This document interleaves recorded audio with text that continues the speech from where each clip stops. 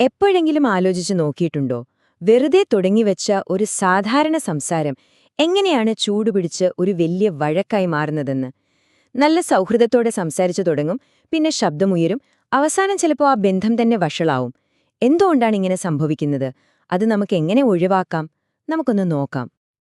ഈയൊരു ചോദ്യം നിങ്ങൾ നിങ്ങളോട് തന്നെ ഒന്ന് ചോദിച്ചു നോക്കൂ. ചിലപ്പോ ഒരു നിസ്സാര കാര്യത്തിനായിരിക്കും നമ്മൾ വാശി പിടിച്ച് ജയിച്ചിട്ടുണ്ടാവുക. പക്ഷേ ആ ജയത്തിന് നമ്മൾ കൊടുത്ത വിലയോ, ആ ഒരു നിമിഷത്തെ വിജയത്തിനപ്പുറം പിന്നീടൊരു നഷ്ടബോധം മനസ്സിൽ വന്നിട്ടുണ്ടോ? ഇത് നമുക്കെല്ലാവർക്കും അറിയാവുന്നൊരു കാര്യമല്ലേ? സംസാരിച്ചു തുടങ്ങുന്നത് ആശയങ്ങൾ പങ്കുവയ്ക്കാനാവും, പക്ഷെ എവിടെയാ വെച്ച് അതിന്റെ ട്രാക്ക് മാറും. പിന്നെ ആരാണ് ശരി, ആരാണ് തെറ്റ് എന്ന് തെളിയിക്കാനുള്ളൊരു മത്സരമായി മാറുമത്. അവസാനം നോക്കുമ്പോഴോ ആരും ജയിച്ചിട്ടുണ്ടാവില്ല. ചിലപ്പോ സൈഡിലിരുന്ന് പോപ്കോണും കഴിച്ച് ഇതെല്ലാം കാണുന്നവർക്കൊഴികെ. അപ്പോ എങ്ങനെയാണിത് സംഭവിക്കുന്നത്? ഒരു സാധാരണ സംസാരം എങ്ങനെയാണൊരു പോരാട്ടമായി മാറുന്നത്? അതിന്റെ യഥാർത്ഥ കാരണം എന്തായിരിക്കും? നമുക്കൊന്ന് ആഴത്തിൽ നോക്കാം. അപ്പോ ശരിക്കും എന്തിനാ നമ്മൾ തർക്കിക്കുന്നത്? സംസാരിക്കുന്ന വിഷയത്തിലുള്ള അഭിപ്രായ വ്യത്യാസം അത് മാത്രമാണോ കാരണം? അതോ നമ്മുടെ ഉള്ളിന്റെ ഉള്ളിൽ വേറെ എന്തെങ്കിലും ആവശ്യങ്ങൾ ഉള്ളതുകൊണ്ടാണോ ഈ വാഗ്വാദങ്ങളിലേക്ക് നമ്മൾ പോകുന്നത്? അതെ, പലപ്പോഴും സംഭവം അതാണ്. നമ്മൾ തർക്കിക്കുന്നത് ആ വിഷയത്തിനു വേണ്ടി മാത്രമല്ല, മറിച്ച് നമ്മുടെ ഉള്ളിലെ ചില അധിഷ്ഠാനപരമായ ആവശ്യങ്ങൾ അംഗീകരിച്ചു കിട്ടാനാണ്. അതായത്, ആരെങ്കിലും എന്നെ ഒന്ന് കേൾക്കണം, എനിക്കൊരു ബഹുമാനം തരണം, ഞാൻ പറയുന്നതിനെ ഒന്ന് ഗൗരവമായി എടുക്കണം. കണ്ടോ, ഈ ആഗ്രഹങ്ങളാണ് പലപ്പോഴും തർക്കങ്ങൾക്ക് പിന്നിലെ ആ യഥാർത്ഥ തീ. അപ്പോ ഈ തർക്കത്തിലൊക്കെ ജയിച്ച് ഞാനാണ് ശരി എന്ന് സ്ഥാപിക്കുമ്പോൾ ഒരു ചെറിയ സന്തോഷം കിട്ടുമായിരിക്കും. പക്ഷേ അതിന് നമ്മൾ കൊടുക്കേണ്ടി വരുന്ന വില എന്താണ്? ആ ഒരു നിമിഷത്തെ ആഹാ ഞാൻ ജയിച്ചേ എന്നുള്ള ആ ഒരു സന്തോഷമുണ്ടല്ലോ, അത് കുറച്ച് കഴിയുമ്പോൾ അങ്ങ് പോകും. പക്ഷെ ആ ജയത്തിനു വേണ്ടി നമ്മളുണ്ടാക്കിയ മുറിവുകൾ, ഒരു നല്ല ബന്ധത്തിൽ വീഴ്ത്തിയ ആ വിള്ളലുകൾ, അത് ചിലപ്പോൾ ഒരിക്കലും മാഞ്ഞുപോവില്ല. അപ്പോ അവസാനം കയ്യിലെന്താ മിച്ചം വരുന്നത്? നോക്കൂ, മുറിവേറ്റ കുറേ മനസ്സുകൾ, ഉലഞ്ഞുപോയ ബന്ധങ്ങൾ, പിന്നെ പ്രത്യേകിച്ചൊന്നും നേടാനായില്ല എന്നൊരു തിരിച്ചറിവ്. ശരിക്കും പറഞ്ഞാല് ആരും ജയിക്കാത്തൊരു കളിയാണിത്. അപ്പൊ പിന്നെന്താ ഇതിനൊരു വഴി? ഈ യുദ്ധം ചെയ്യുന്നതിനു പകരം നമുക്ക് എങ്ങനെ ഒരു പാലം പണിയാൻ പറ്റും? ആ വഴികളാണ് നമ്മളിനി നോക്കാൻ പോകുന്നത്. ഇതാണ് ഏറ്റവും പ്രധാനപ്പെട്ട ചോദ്യം. ഒരു സംസാരം വഴക്കിലേക്ക് പോകുകയാണെന്ന് തോന്നുമ്പോ സ്വയം ഒന്ന് ചോദിക്കുക, എനിക്ക് ശരിയാവണോ അതോ ഈ ബന്ധം നിലനിർത്തണോ? ഈ ഒരൊറ്റ ചിന്ത മതി ആ സംഭാഷണത്തിന്റെ ഗതി തന്നെ മാറ്റാൻ.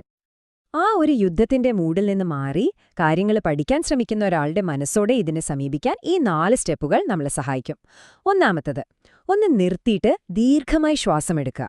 2, നമ്മുടെ സംസാരത്തിന്റെ ടോൺ ഒന്ന് സോഫ്റ്റാക്കുക.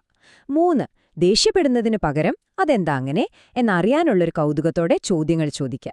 പിന്നെ ഏറ്റവും പ്രധാനപ്പെട്ടത്, 4ാമത്തത്, മറുപടി പറയാൻ വേണ്ടി കേൾക്കാതെ അവരെന്താണ് പറയുന്നതെന്ന് ശരിക്കും മനസ്സിലാക്കാൻ വേണ്ടി മാത്രം ശ്രദ്ധിക്കുക.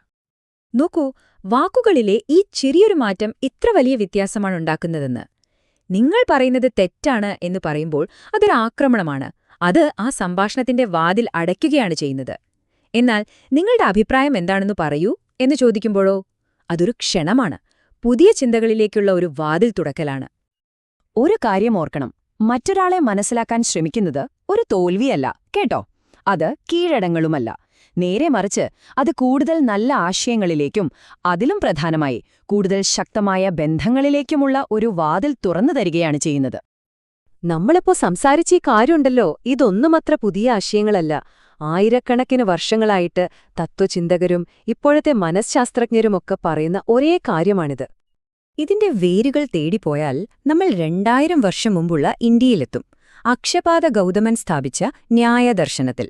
അവിടെ തുടങ്ങി നൂറ്റാണ്ടുകൾക്ക് ശേഷം വന്ന അന്നംഭട്ടന്റെ തർക്കസംഗ്രഹം എന്ന ഗ്രന്ഥത്തിലൂടെയൊക്കെ കടന്ന് ഇന്ന് ആധുനിക സൈക്കോളജി വരെ എത്തി നിൽക്കുന്നു ഈ ആശയം. രൂപമാറിയെന്നേയുള്ളൂ, കാര്യം ഒന്നുതന്നെ. തർക്കസംഗ്രഹത്തിൽ പറയുന്ന ഈ ഒരു കാര്യം കേട്ടുനോക്കൂ. യഥാർത്ഥ സംവാദം സത്യത്തിനായുള്ള ഒരുമിച്ചുള്ള അന്വേഷണമാണ്, മറ്റൊരാളെ പരാജയപ്പെടുത്താനുള്ള യുദ്ധമല്ല. എത്ര മനോഹരമായ ആശയമാണല്ലേ? ഒരുമിച്ച് സത്യം തേടുക, അല്ലാതെ യുദ്ധം ചെയ്യുകയല്ല. ഈ പുരാതന ആശയങ്ങൾ മാത്രമല്ല, എരിക് ബേണിന്റെ ഗെയിംസ് പീപ്പിൾ പ്ലേ, തോമസ് ഹാരിസിന്റെ I am okay you are okay പോലുള്ള പ്രശസ്തമായ സൈക്കോളജി പുസ്തകങ്ങളും ഇതേ കാര്യമാണ് പറയുന്നത്. സംഭാഷണങ്ങളെയും ബന്ധങ്ങളെയും എങ്ങനെ മെച്ചപ്പെടുത്താം എന്നതിനെക്കുറിച്ചുള്ള അടിപൊളി ചിന്തകളാണ് ഇവയെല്ലാം തരുന്നത്. അപ്പോ ഇത്രയും നേരം നമ്മൾ സംസാരിച്ചതിൽ നിന്ന് എന്താണ് മനസ്സിലാക്കേണ്ടത്? എന്താണിതിന്റെ എല്ലാം കാതല്? വളരെ ലളിതമായ ഒരു സത്യമുണ്ട്. ഉറക്കെ ഒച്ച വെച്ചതുകൊണ്ട് ആരും ഇന്നുവരെ അവരുടെ അഭിപ്രായം മാറ്റിയിട്ടില്ല. പക്ഷേ മനസ്സിലാക്കി കൊടുക്കാൻ ശ്രമിച്ചാൽ ചിലപ്പോൾ മാറിയേക്കാം. അപ്പൊ നമുക്ക് വേണ്ടത് ബഹളമല്ല, സംവാദമാണ്. ഇതൊന്നാലോചിച്ചു നോക്കൂ. ജീവിതത്തിന്റെ അവസാനം അന്ന് ഞാൻ പിസയുടെ ടോപ്പിങ്ങിനെക്കുറിച്ച് തർക്കിച്ച് ജയിച്ചില്ലേ എന്ന് പറഞ്ഞ ആരെങ്കിലും ആഘോഷിക്കുമോ? ഇല്ല. നമ്മുടെ പല തർക്കങ്ങളും സത്യത്തിൽ ഇതുപോലെ നിസ്സാരമായിരിക്കും. അവസാനം തിരിഞ്ഞു നോക്കുമ്പോൾ ഈ ജയങ്ങൾക്കൊന്നും ഒരു വിധയുമില്ലെന്ന് നമുക്ക് മനസ്സിലാകും. ഈ ലോകത്ത് ആവശ്യത്തിൽ കൂടുതൽ യുദ്ധക്കളങ്ങളുണ്ടല്ലേ? നമുക്കിനി വേണ്ടത് കൂടുതൽ പാലങ്ങളാണ്. ആളുകളെ തമ്മിൽ ബന്ധിപ്പിക്കുന്ന, ഹൃദയങ്ങളെ തമ്മിൽ അടുപ്പിക്കുന്ന പാലങ്ങൾ. അപ്പോ ഇന്ന് നിങ്ങൾ ഏത് പാലമാണ് പണിയാൻ പോകുന്നത്? ഒന്ന് ചിന്തിച്ചു നോക്കൂ.